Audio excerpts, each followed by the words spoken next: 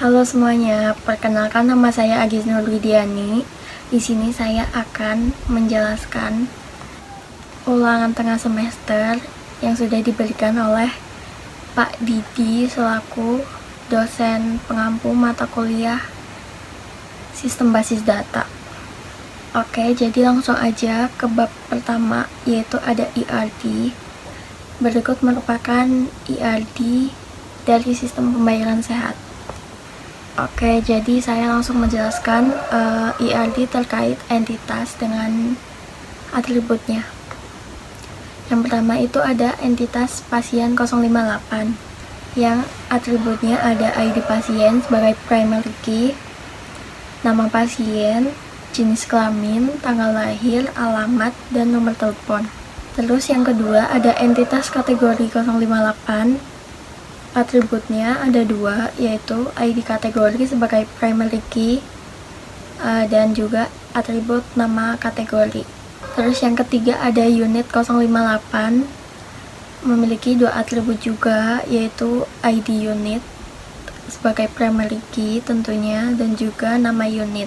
Lalu untuk yang keempat yaitu ada entitas layanan 058 yang memiliki atribut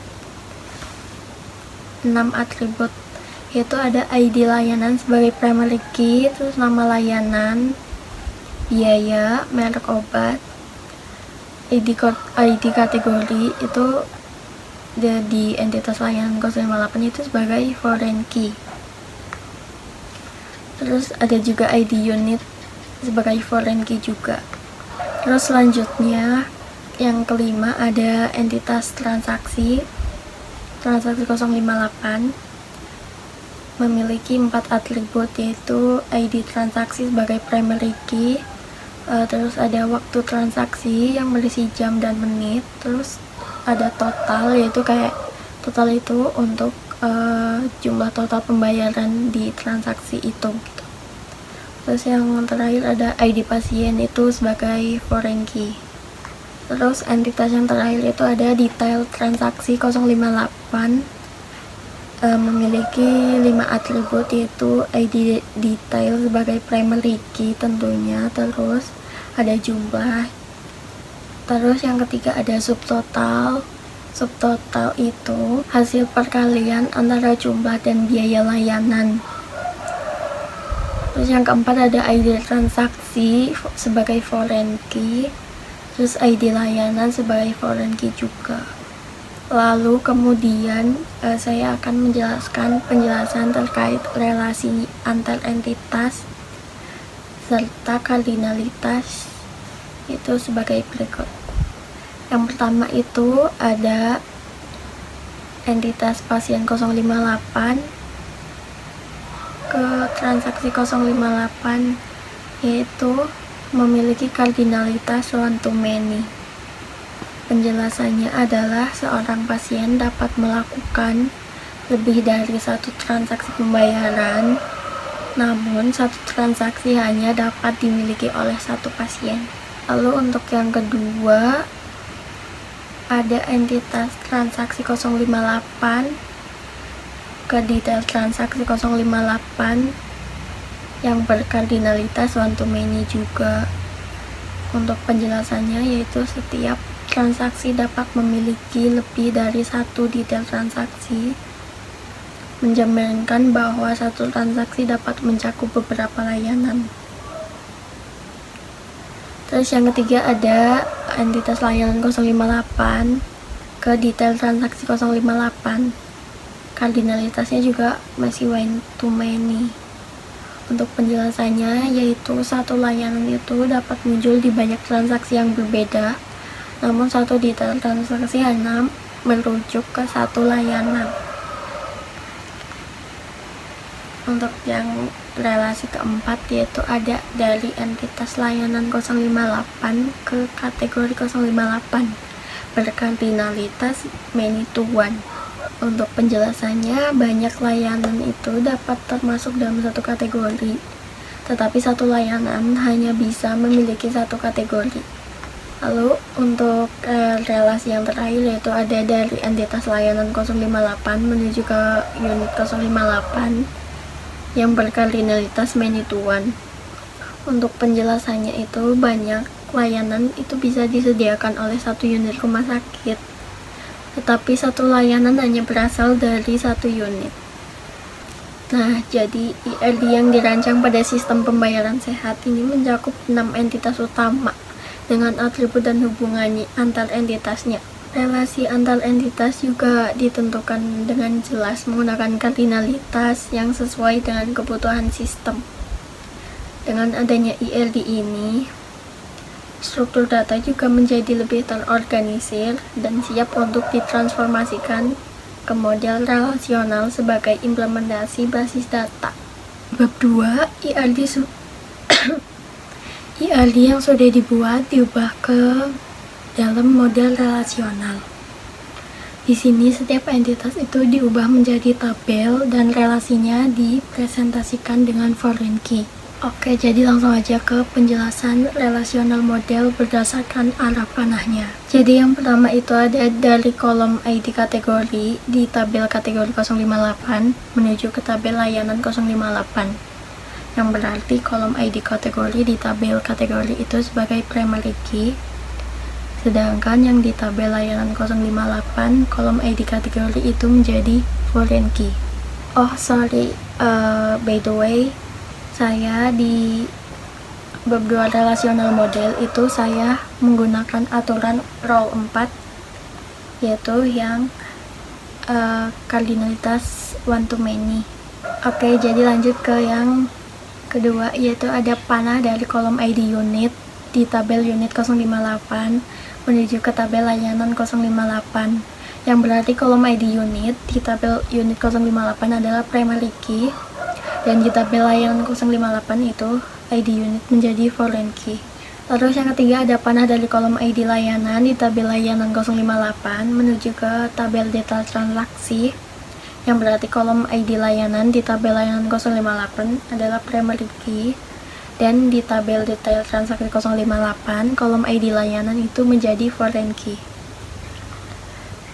Terus yang keempat ada panah dari kolom ID transaksi di tabel transaksi 058 menuju ke tabel detail transaksi, yang berarti kolom ID transaksi di tabel transaksi 058 itu adalah sebagai primary key.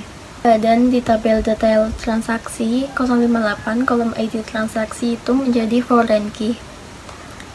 Terus untuk yang kelima itu ada panah di kolom ID pasien di tabel pasien 058 menuju ke tabel transaksi 058, yang berarti kolom ID pasien di tabel pasien 058 itu jadi primary key, sedangkan yang di tabel transaksi 058 itu menjadi foreign key. Terus untuk yang bab ketiga itu ada data definition language dan data manipulation language. Pertama-tama saya akan menjelaskan mengenai data definition language terlebih dahulu. Jadi di tahap ini proses pembuatan basis data dilakukan menggunakan perintah DDL yang digunakan untuk membuat struktur dari database seperti tabel, relasi antar tabel, serta tipe data dari masing-masing atribut. Oke, jadi langsung aja ya ke query-nya. Yang pertama itu kita melakukan membuat database dulu untuk dijadikan wadah gitu untuk menyimpan seluruh tabel yang kita butuhkan di sistem, maksudnya yaitu dengan menggunakan query create database. Terus habis itu kalian berikan nama database-nya, jangan lupa terakhirnya itu pakai titik koma. Setelah itu kalian jalankan. Terus yang kedua itu setelah membuat database, kita lakukan perintah dengan query use. Terus selanjutnya yaitu untuk membuat tabel pasien 058, yang dimana itu tabelnya tuh untuk menyimpan informasi pasien. Untuk query-nya kalian bisa lakukan seperti yang digambar ini. Untuk tipe datanya juga disesuaikan sama yang dibutuhkan, dan juga panjang datanya itu disesuaikan juga sama yang kalian butuhkan. Terus selanjutnya itu kita membuat tabel kategori 058, yang dimana itu tabelnya untuk menyimpan data kategori dari setiap layanan yang tersedia. Langkah selanjutnya itu membuat tabel unit 058 yang untuk menyimpan satuan atau unit dari layanan. Untuk query-nya saya tampilkan di foto. Untuk semua query dan langkah-langkah saya tampilkan semuanya di video ini. Terus selanjutnya yaitu kita membuat tabel layanan 058 untuk menyimpan data layanan yang tersedia. Selanjutnya yaitu membuat tabel transaksi 058 untuk mencatat transaksi yang dilakukan oleh pasien. Selanjutnya, untuk yang terakhir adalah membuat tabel detail transaksi 058 untuk mencatat rincian layanan yang diambil dalam setiap transaksinya. Jangan lupa setelah mengetik query itu kita jalankannya agar perintahnya itu dilakukan sama MySQL-nya. Yang kedua itu ada data manipulation language.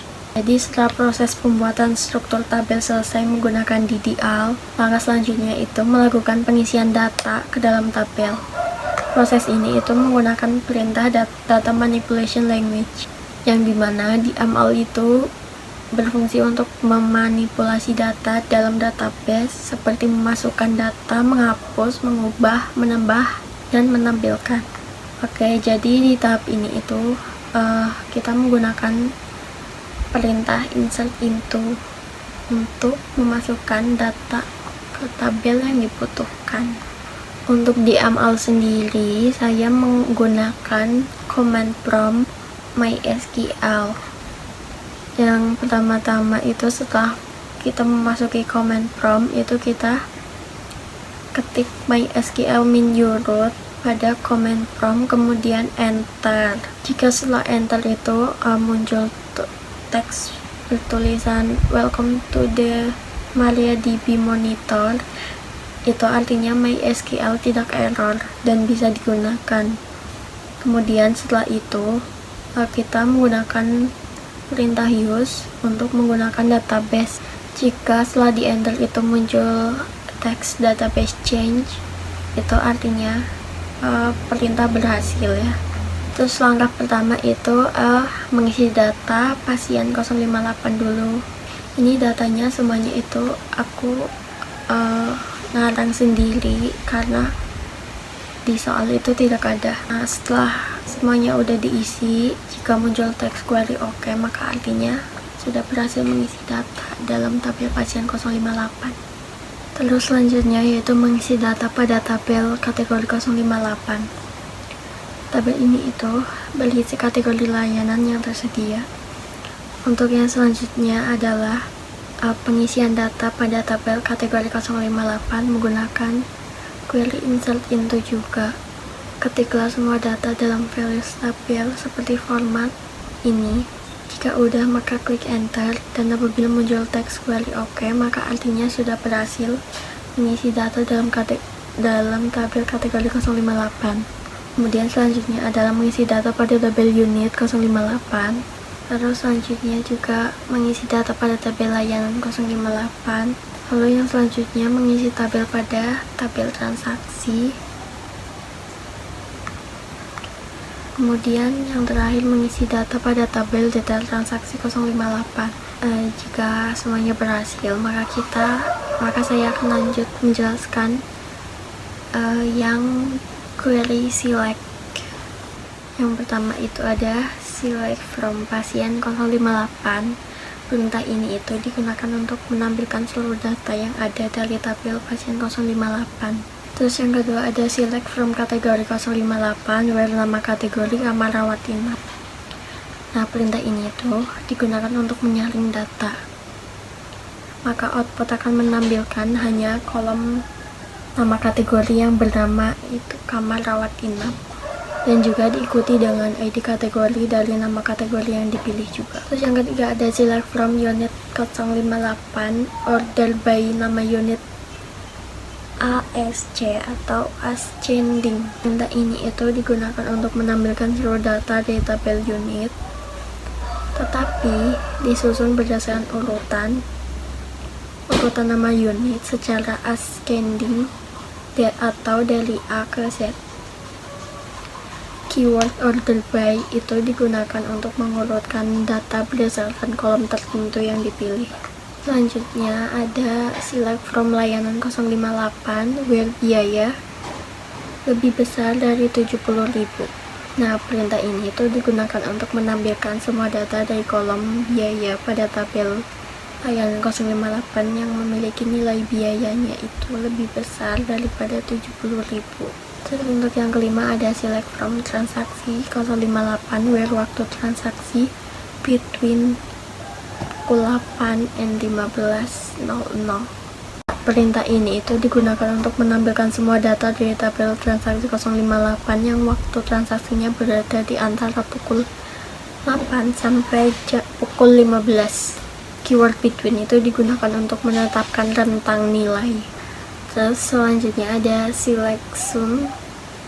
Perintah ini digunakan untuk menjumlahkan seluruh nilai di kolom subtotal dari tabel detail transaksi 058, maka output itu akan menampilkan satu kolom. Terus untuk langkah terakhir pada command prompt adalah mengetik exit untuk keluar dari command prompt-nya. Nah, kita menuju di bab 4, yaitu normalisasi. Jadi yang pertama itu ada normalisasi first normal form. Di tabel yang terdapat pada poin 2, tabel tersebut itu masih normalized form karena data itu masih disimpan dalam satu tabel dan strukturnya tidak jelas. Contohnya itu seperti ID transaksi 111 milik pasien Dani itu mencatat 2 layanan sekaligus. Hal ini itu menyebabkan satu atribut memuat lebih dari satu nilai, yang tentunya melanggar prinsip bentuk normal pertama. Untuk memenuhi syarat 1NF, data itu harus dipecah sehingga setiap kolom itu hanya berisi satu nilai. Nah, ini untuk tabel 1NF-nya itu seperti ini. Semua kolom ini udah berisi satu nilai semua ya ini. Nah, untuk selanjutnya kita lanjut untuk normalisasi second normal form. Setelah memenuhi prinsip 1NF itu, selanjutnya itu kita melakukan normalisasi 2NF. Nah, pada tahap normalisasi 2NF itu kita itu hanya berfokus untuk mengelompokkan data berdasarkan jenis entitas agar tidak terjadi pengulangan informasi dalam satu tabel. Untuk pemisahan tabelnya saya pisah menjadi 4 bagian, yaitu ada tabel pasien, tabel transaksi, tabel layanan, dan juga tabel detail transaksi. Lalu kita lanjut normalisasi third normal form, yaitu 3NF. Nah, struktur tabel yang dihasilkan pada tab 2NF itu sebenarnya udah memenuhi syarat 3NF karena sudah tidak terdapat ketergantungan transitif antar atribut non-kunci. Atribut seperti nama layanan dan biaya layanan yang awalnya bergantung pada ID layanan itu sudah dipisahkan ke dalam tabel layanan. Untuk informasi pasien juga sudah dipisahkan ke dalam tabel pasien.